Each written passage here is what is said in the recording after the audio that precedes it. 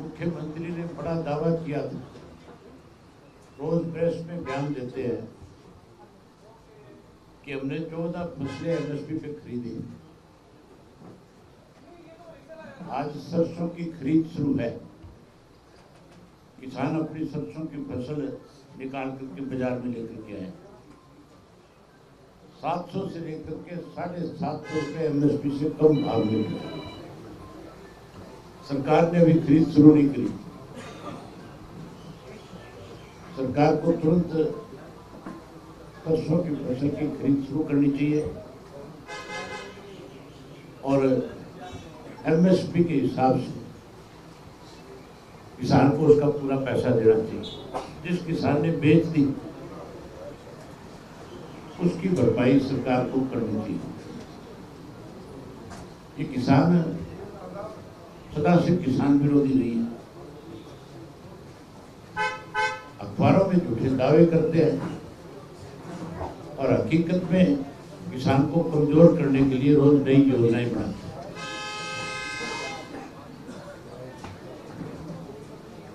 जहां सरसों की फसल सरकार को खरीदनी चाहिए, वही आज आपको विशेष रूप से इसलिए आमंत्रित किया है।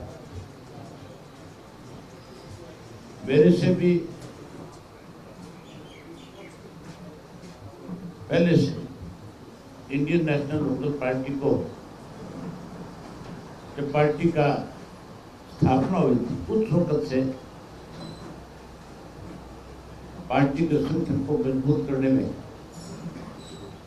चौधरी देवीलाल के साथ भी और चौधरी ओम प्रकाश चौटाला जी के साथ भी इन्होंने लंबे समय तक संगठन को मजबूत बनाने में अपनी जिम्मेवारी निभाई। पीछे किसी कारणवश कुछ समय के लिए राजनीतिक तौर पे जिस तरह के हालात प्रदेश के रहे, देश के रहे, उनको देखते हुए राजनीति से उठ चुके थे। लेकिन इंडियन नेशनल लोकदल पार्टी के प्रति सदा उनका लगाव है। हमेशा पार्टी को जब भी मेरी मुलाकात हुई, चौटाला साहब माजरा जी से मुलाकात हुई, उन्होंने खुल करके कहा कि मेरी इच्छा है कि पार्टी फिर शिखर पे पहुंचे। आज फिर सक्रिय रूप से पार्टी की जिम्मेवारी, पार्टी को संभालने के लिए आज फिर हमें आशीर्वाद देने के लिए आए हैं। हम सब इनका बहुत स्वागत करते हैं, अभिनंदन करते हैं। और वही चौटाला साहब से कल मेरी मुलाकात हुई। उससे पहले हम सब संगठन के साथियों ने आपस में बैठ करके विचार विमर्श किया। मैं माजरा जी से, मेरे बाई इलेक्शन में भी माजरा जी ने मेरी खुल करके मदद करी थी।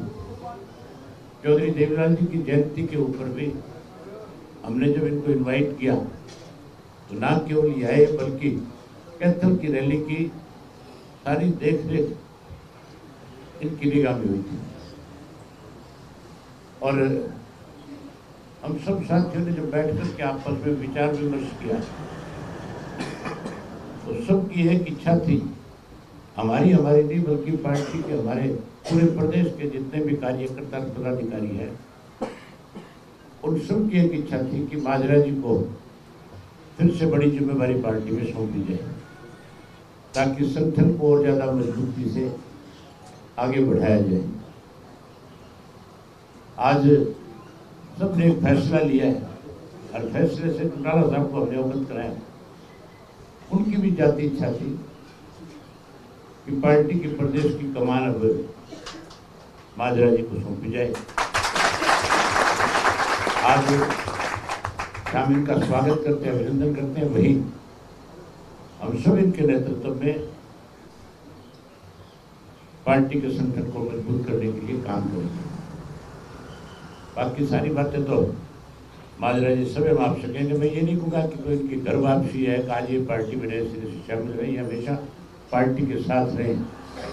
थोड़े दिन निष्क्रिय हो गए थे, अब फिर बहुत सक्रिय होकर के काम करेंगे। अब फिर से इस सारी बात को अच्छे ढंग से बाकी बातें तो अब माजरा जी से करो। आप सभी का स्वागत है। जमाना चौधरी देवीलाल का था और न्याय युद्ध था, राजीव लोंगोवाल समझौता हुआ, उसके खिलाफ भी सक्रिय भूमिका निभाई। चौधरी देवीलाल 1982 में बहुमत लेकर के आए और उनकी सरकार नहीं बनने दी। तब भी एक बड़ा झटका था, तब भी हम चंडीगढ़ में बहुत बड़ा प्रदर्शन करते रहे और एक भी ना सुनी। और उसके बाद हम लगातार, चाहे कोई भी आंदोलन रहा, कोई जलसा रहा, कोई प्रदर्शन रहा, उसमें लगे रहे। चौधरी ओम प्रकाश चौटाला जी के साथ, चौधरी देवीलाल जी के साथ, और बढ़ चढ़ कर के काम किया। ये ठीक है, परिवार में भी कुछ मतभेद हो जाते हैं। कुछ समय के लिए, 2-3 महीने के लिए ऐसा हुआ कि वो मतभेद हुए और अभय सिंह चौटाला ने ये चैलेंज कर दिया था कि 3 काले किसानों के कानून जो आए हैं, जिसमें एमएसपी नहीं रहेगा, अत्यधिक भंडारण की इजाज़त बड़ी कंपनियों को दे दी और भू के मालिक बड़ी कंपनियां हो जाएंगी। इन्होंने कहा कि मैं 26 जनवरी तक अगर ये वापस नहीं लिए, मैं इस्तीफा दे दूंगा और किसान आंदोलन में कूद जाऊंगा। 26 तारीख आई तो 27 तारीख को इन्होंने अपना इस्तीफा दे दिया और दिल्ली के चारों तरफ किसान बैठ गए और मेरे से भी फ़ोन पे कहा कि आप भी इस बीजेपी को छोड़ दो, क्योंकि किसानों का आंदोलन पीक पे है और इसमें आपकी ज़रूरत है। मैंने तुरंत से आप सबसे मुखातिब होके भारतीय जनता पार्टी को तिजांजलि उसी वक्त दे दी थी और हमने पूर्व विधायकों ने स्वर्गीय श्री नभे सिंह राठी की अध्यक्षता में सब ने मिल करके कोई 150-200 जा कर के दिल्ली के बैठे किसानों को समर्थन दे करके आए और उसके बाद उस किसान आंदोलन में भी अपनी भूमिका निभाई। साथियों, आज कुछ ऐसे बातें हैं कि सरकार के कुछ दावे इस प्रकार के हैं, हमारी पारदर्शी सरकार है, 32 से 42 पेपर भेज दिए जाते हैं और फिर ये कह देते हैं कि हमारी सरकार पारदर्शी है। 235 कोऑपरेटिव बैंक में लगा दिए जाते हैं बुला के घर से, और हमारे वहाँ के विधायक पर्चा दर्ज कराते हैं पुंडरीके के मेरे बेटे से पैसे ले लिए, जिसका समर्थन भी भारतीय जनता पार्टी को है। और इसी प्रकार से हमारे नौजवान बाहर जा रहे हैं, विदेशों में जा रहे हैं, ले दे के फौज थी उसमें भी अग्निवीर कर दिए। और इन्होंने ये कहा विशेष तौर से कि किसान के लिए हम आमदनी दोगुनी कर देंगे, ना दोगुनी हुई, ना स्वामीनाथन योग की रिपोर्ट लागू उसकी, ना एमएसपी का कानून बना और जीएसटी भी किसानों पर ज़्यादा थोपा गया। और ट्यूबवेल के कनेक्शन लेने के लिए भी एक जटिल प्रक्रिया बनाई, जिसके वजह से ये किसान बहुत दुखी है, जवान दुखी है। और सरकार कहती है हम पारदर्शी हैं। इस देश में चुनावी बॉन्ड का कितना बड़ा महा घोटाला हुआ है कि या तो ईडी का डर दिखा के या आगे उद्योग स्थापित करने के लिए, धंधे देने के लिए, ठेके देने के लिए इतना चंदा इकट्ठा किया गया, जो चुनावी बॉन्ड का बहुत बड़ा घोटाला आज भारतीय जनता पार्टी ने किया है। और हर ज़िले में 5 सितारा दफ्तर बने, वो कहाँ से बने? ये बातें जो लगती हैं कि कहते हैं कि हम 400 पार करेंगे, इसका मतलब तुमने ईवीएम मशीन को पहले से सेट किया हुआ है। आज किस प्रकार से कि इनके ऊपर भी प्रश्न चिन्ह लग रहा है कि वीवीपैट के मामले में तो ये खामोश हैं, परंतु इसकी पैरवी जरूर करते हैं कि 400 पार करेंगे। या हरियाणा में भी दावा किया था कि 75 पार करेंगे, 50 हारे थे, 40 जीते थे। इन परिस्थितियों को मद्देनजर रखते हुए कि हरियाणा प्रदेश में कोई व्यवस्था नहीं बदली, ना तो एसवाईएल का पानी आज क्या, एसवाईएल का प्रस्ताव सबसे पहले सारे समझौते रद्द करने वाली पार्टी कांग्रेस है। और इसी प्रकार से एक पार्टी और हमारे हरियाणा प्रदेश में आई, उनकी आप पार्टी की गवर्नमेंट पंजाब में बनी।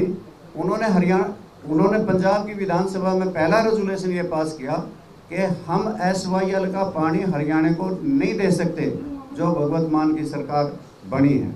और इसी प्रकार हमारे हरियाणा में जहाँ ऐशवाइल सूखी है, वहीं पे हांसी बुटाना नहर भी सूखी पड़ी है। और ये लोग कहते हैं कि हमने एक समझौता, जमुना जल समझौता 1994 में हुआ था। ये कहते हैं कि हमने राजस्थान को पानी जमुना का देने का समझौता भारतीय जनता पार्टी की सरकार ने किया। अगर बारिश के दिनों में पानी अतिरिक्त था तो वेस्टर्न जमुना में पैसा क्यों खर्च किया जा रहा है कि उसमें अगर ज़्यादा पानी होगा तो वेस्टर्न जमुना को देंगे। अगर ज़्यादा पानी था, अगर वहाँ पे पानी उपलब्ध था तो दादूपुर नलवी नहर को क्यों नहीं दिया गया? क्योंकि उसका भी ऑब्जेक्टिव खोदने का, बनाने का यही था कि बारिश के दिनों में अतिरिक्त पानी दादूपुर नलवी नहर में दिया जाएगा। अवेलेबिलिटी ऑफ वाटर के बारे में कोई स्टडी नहीं की गई, हाइड्रोलॉजिक स्टडी कुछ नहीं की गई। कह दिया कि 3 पाइप से राजस्थान को पानी जाएगा और 1 पाइप को हरियाणा के दादरी और भिवानी को पानी मिलेगा। ये फिजिबिलिटी है ही नहीं। हथनी कुंड बैराज से पानी आप जाके राजस्थान ले जाएंगे, ये संभव ही नहीं। ओखला से पहले पानी मिलता है राजस्थान को, वहीं से दिया जाना चाहिए। और हरियाणा वर्षों से इसका विरोध करता रहा है। आज भी हरियाणा के लोग तो विरोध करते हैं, परंतु मुख्यमंत्री, भूतपूर्व मुख्यमंत्री ने, मनोहर लाल जी ने इस पर दस्तखत कर दिए। ये हरियाणा प्रदेश के लोगों के साथ खिलवाड़ है और हरियाणा की प्यासी जमीन को पानी की जरूरत है और वो राजस्थान को देना चाहते हैं। ये गलत है, फिजिबिलिटी नहीं है। ना हरियाणा प्रदेश को एसवाईएल मिली, ना हरियाणा प्रदेश में कोई हांसी बुटाना नहर में पानी आया। दादूपुर नलवी नहर बंद कर दी और अब पानी राजस्थान को देने का समझौता कर लिया। ना हरियाणा की राजधानी बन सकी, ना अलग से हाई कोर्ट बन सका, कोई व्यवस्था बदली नहीं, बल्कि अनेकों प्रॉब्लम खड़ी कर दी। परिवार पहचान पत्र की खड़ी कर दी, मेरी फसल मेरा ब्यौरा की खड़ी कर दी कि फसल किसी की, ब्यौरा किसी का।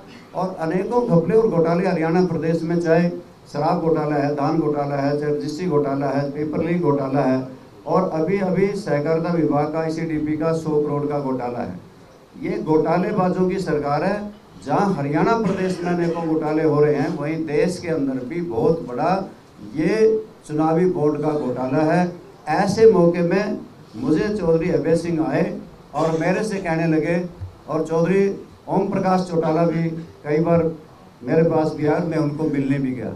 आदर भाव उनका दिल में यूं का यूं सजोए रखा, और जब भी मिलता तो मुझे यही कहते थे कि आओ रामपाल, तेरा तो घर यही है, मेरा कोई जाना नहीं, मेरा कोई आना नहीं, मेरा तो घर है। और मैं इस मौके पे मैंने सोचा कि कुरुक्षेत्र लोकसभा से चुनाव अभय सिंह चौटाला लड़ रहे हैं। ऐसे मौके में किसानों के लिए इस्तीफा दे देने वाले, हरियाणा विधानसभा को ठोकर मार देने वाले, ऐसे मौके में हरियाणा प्रदेश की जनता की आवाज़ को हरियाणा की विधानसभा में बुलंद करने वाले, ऐसे मौके में कि वो लोकसभा का चुनाव लड़ रहे हैं, तो मुझे तुरंत से अभय सिंह चौटाला का साथ देना चाहिए। और मैं इस मौके पे, इसलिए अगर सत्ता की मलाई खाने की कोई चाहत नहीं, पहले भी ऐसा कभी सोचा भी नहीं। ये कोई लोकदल पार्टी में आज कोई ये भी नहीं समझ पा रहा होगा कि बहुत बड़ा फेरबदल होकर के सरकार बनने वाली है।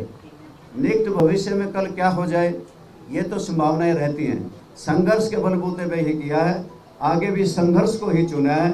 आज केवल अभय सिंह चौटाला और चौधरी ओम प्रकाश चौटाला के नेतृत्व में संघर्ष करने आए हैं, लड़ाई लड़ने आए हैं और जनता की आवाज़ को बुलंद करने आए हैं। धन्यवाद।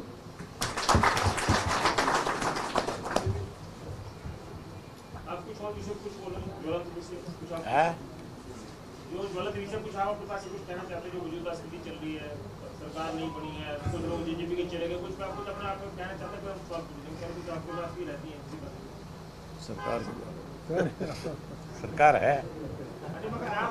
आप अपने पास कैसे ओपनिंग में होता है ना, अपने पास कुछ बहुत सारी विषय, ज्वलंत विषय बोलते हैं आप। चौटाला साहब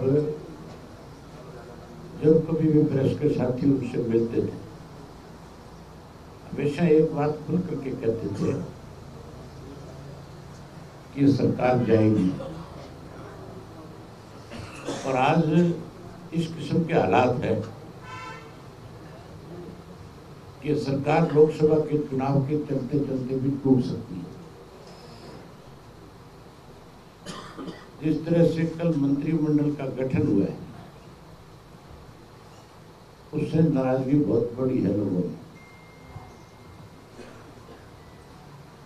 सत्ता के साथ जुड़े हुए जो लोग हैं वो परेशान हैं। एमएलए की बात करें, मुझे हाँ एमएलए है सत्ता के साथ लोगों जुड़े में तो हुए। बहुत सारे लोग रहते हैं, एमएलए थोड़ा सीमित है। दूसरे लोगों पे क्या असर हो रहे हैं? एमएलए जो साथ दे रहे हैं, हाँ, जो एमएलए साथ दे रहे हैं, खास करके जो इंडिपेंडेंट और जो जेजेपी वाले, ये बहुत दुखी हैं। जानकारी तो आपको भी होगी खैर, लिखा भी आज है? अरे मेरे से ज्यादा जानकारी होगी, लेकिन कुछ जानकारियां मेरे पास भी आई हैं। सबसे बड़े तुम बीच साहब नाराज हैं। जो पार्टी का सबसे मजबूत आधार है, वो सबसे ज्यादा खपा है। विज साहब के चेहरे की जो हंसी है, उससे लगता नहीं आपको कि वो एक दिन भी सरकार को बर्दाश्त नहीं करना चाहते। कोई ऐसा मौका आया तो मुझे लगता है सबसे पहले मोहर उन्हीं की लगेगी। सरकार तो है ही नहीं। सरकार तो अगर होती तो फिर मुख्यमंत्री का पहले दिन ये बयान आना चाहिए था कि मैं कानून व्यवस्था ठीक करूं। फिर तो किसान की फसल की एमएसपी पे खरीद शुरू हो जानी चाहिए थी।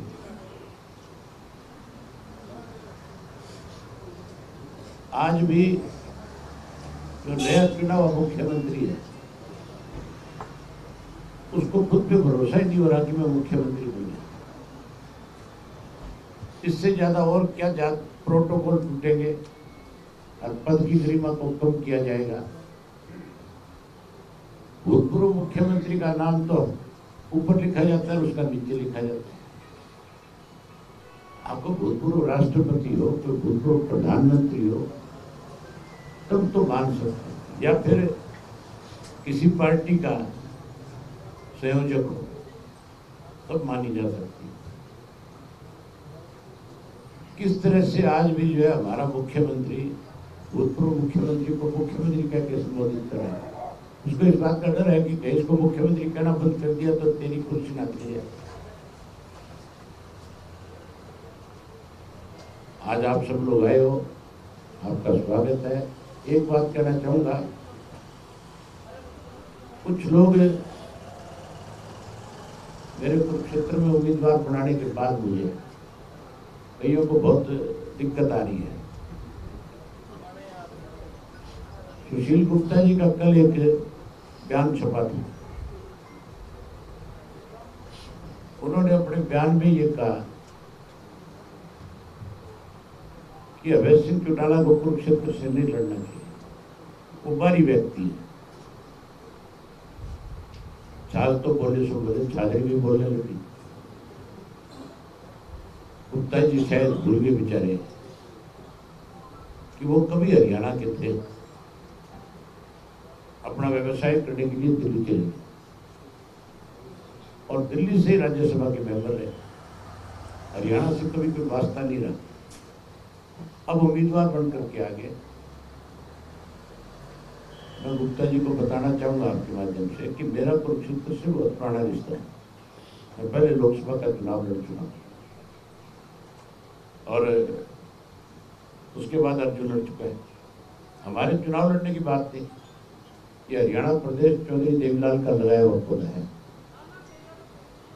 पूरे प्रदेश में जन्म तो है, ठीक है, हमारा 7 साल हुआ है, लेकिन रिश्ता पूरे प्रदेश से एक जैसा है। हम तो कहीं से भी जाकर के लड़ सकते हैं। हमें तो हमारे संगठन ने जो जिम्मेवारी लगानी है उसको निभाना है, लेकिन उनको बोलने से पहले सोचना चाहिए।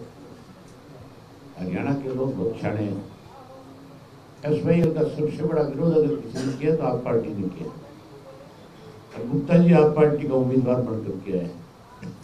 जैसे दिल्ली से आए वैसे दिल्ली चला जाएगा। मेरी ख्याल जमानत भी नहीं बचेगी, मेरा जो अंदाज है।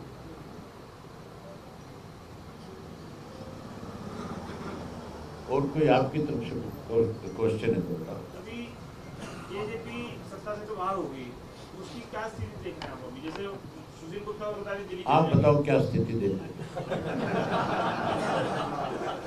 ये सवाल मेरे से पूछने का नहीं। ये तो आपको आकलन करना चाहिए कि जिन्होंने बड़बोले बोल बोले थे आज उनकी स्थिति क्या है। मैं एक बात कह सकता हूँ, जो 17% वोट की बात करते हैं, जो 50 सीटें लेकर के मुख्यमंत्री का ख्वाब देखते हैं, अगर लोकसभा का चुनाव लड़ लिया, मुझे नहीं लगता चुनाव लड़ेंगे, अगर लड़ लिया तो 17% जो है वो 0.7 पे आ जाए। उनकी हालत नोटों से भी ज्यादा खराब हो जाएगी। आईएनएलडी का भी जैसे आपका लोग घोषित हो गया तो 10 में से कितनी सीटों में? आप मुझे एक चीज बताओ, मेरे नाम की घोषणा के बाद सबको परेशानी हो रही है नहीं हो रही है? सही सही बताओ। राजनीतिक दलों की बात हो रही है ना? हाँ, राष्ट्रीय दलों की उनको तकलीफ हो रही है कि नहीं हो रही है? अभी तो एक मेरे अकेले के नाम की घोषणा हुई, जब 9 की और होगी तब आप देखना इनकी हालत क्या होगी। हम औरों की तरह झूठे दावे नहीं करते, ना हमने राजनीति में कभी झूठ का सहारा लिया। जो चीज कर सकते हैं खुल करके लोगों के सामने रखी, कभी ये करेंगे, और जो नहीं कर सके उसके लिए लोगों से कहा कि हमारे बस की नहीं। लोकसभा के चुनाव के जब नतीजे आएंगे तो बहुत चौंकाने वाले होंगे, बहुत हैरानी वाले होंगे। मैं खुद के कह सकता हूं कि हम बहुत अच्छी पोजीशन में हैं।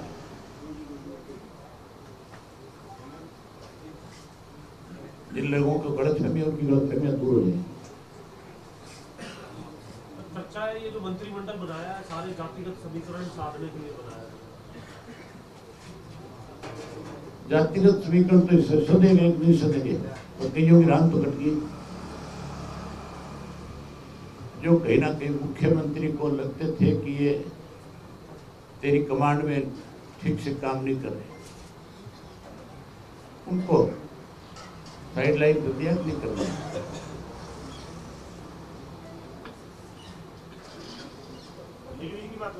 है अनिल विज भी उनमें एक है। अनिल विज तो मुख्यमंत्री के आंख में हमेशा लड़ता रहा है, पहले दिन से लड़का है। कितनी दफा इनके आपस में क्लेश हुए, कितनी दफा बैठ करके समझौते हुए। मैं तो हमेशा ये कहता था कि विज साहब की अगर कोई सुनता नहीं है तो उनको छोड़ देनी चाहिए थी। अगर ये फैसला पहले ले लेते तो आज समीकरण और होते हैं। तो अभी 9 लोकसभा सीटों पे आईएनएलडी के उम्मीदवारों की घोषणा होनी करेंगे। हम 10 की 10 सीटें लड़ेंगे। 10 की 10 पे हमारे उम्मीदवार खड़े होंगे, 10 की 10 पे बहुत अच्छी लड़ाई लड़ेंगे।